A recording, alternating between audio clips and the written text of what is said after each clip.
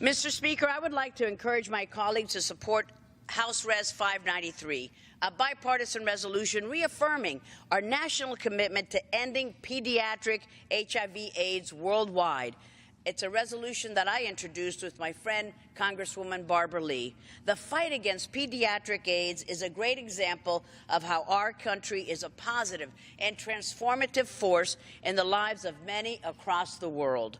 Because of our leadership here in the United States, over the past 12 years, there has been a 62% increase in the number of women receiving mother-to-child transmissions prevention services. Wow. And thanks to positive American involvement through programs like PEPFAR, more than 11.5 million expectant mothers around the world have received HIV testing and counseling, and nearly 2 million babies have been born HIV-free. However, even though we have made great strides in the fight against pediatric AIDS over the last few years, we cannot rest, Mr. Speaker. We cannot rest while more than 400 children around the world are born with HIV every day. 400. We cannot rest when less than half of the children suffering from HIV have access to the life-saving treatments they so desperately need. Less than half.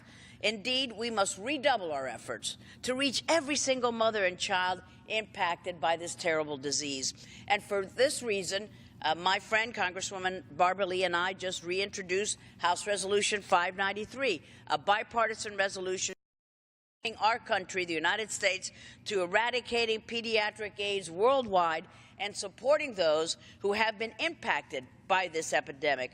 Our resolution also supports our national efforts to provide women and children with HIV counseling, with HIV testing services, as well as expanding their access to life-saving treatments. America's ongoing commitment has helped save the lives of many, but so much more remains to be done. We are one of the greatest hopes for a better future for countless others. Now, more than ever, it is essential to ensure that we remain committed as a nation to creating a future where no child suffers from HIV/AIDS. I urge my colleagues to support this worthwhile cause and co-sponsor our resolution, House Resolution 593. I yield back, Mr. Speaker.